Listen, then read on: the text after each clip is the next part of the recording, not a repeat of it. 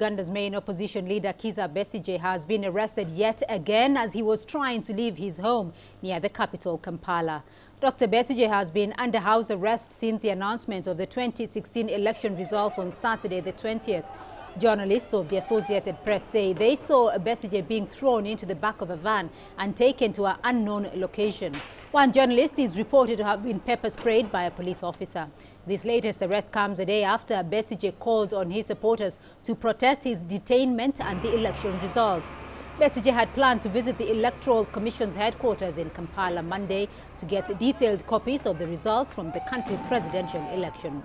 He has also been calling for an independent audit that includes members from the international community.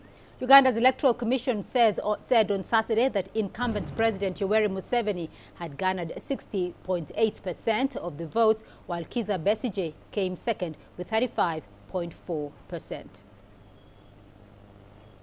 Right, for more on this, I'm now joined by CCTV's Michael Beleke. He's joining me on the line from Kampala. Michael, we understand that opposition leader Kizza Besigye has been arrested again. Can you give us an update on this, and what are the reasons for his arrest? Hello, Marshall. Dr. Kizza Besigye was arrested at 10 a.m. Local time as he was leaving his residence. Kizza Besigye said he was going for a protest march, of course, to demand proof of outcome of his presidential results. But, of course, as he tried to move out, police bundled him into a waiting van with tinted glasses and drove away at high speed. Now, what we know is that, and we have found the police, we are right where he's actually being held at a small village north of Kampala. Police say that today is a school term opens today, and Besigye would not be allowed into the city, and they say that he would disturb the peace within the city if there is any demonstration.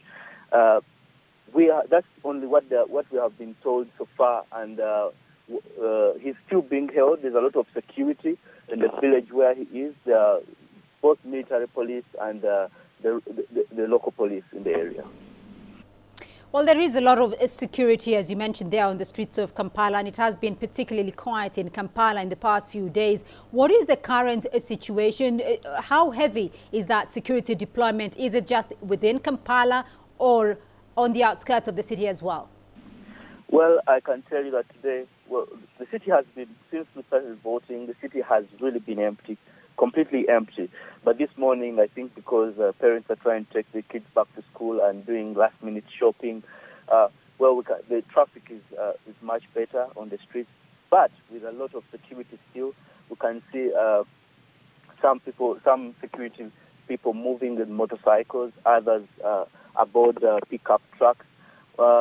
Right now, the counter-terrorism officers, we understand, have deployed to beef up security at the Electoral Commission offices in Kampala.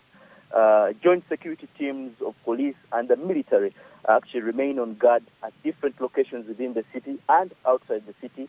But also we understand that at the road, their roadblocks have been set up along major highways to carry out, spot checks are being carried out on suspicious vehicles. However, police say do not tell us what exactly they are looking for in these vehicles. All right, Michael Beleke for us there on the situation in Kampala. While the opposition leader, Dr. Kizza Besigye, had earlier urged his supporters to protest what he called a rigged election. If the regime continues to restrict me, to detain me in my home, illegal as it is, I call upon all of you citizens to protest this. At the very minimum, let us also stop them from moving, and our people should remain firm, should remain strong. This is our country. We must have rights in our country. We must be treated with dignity in our country.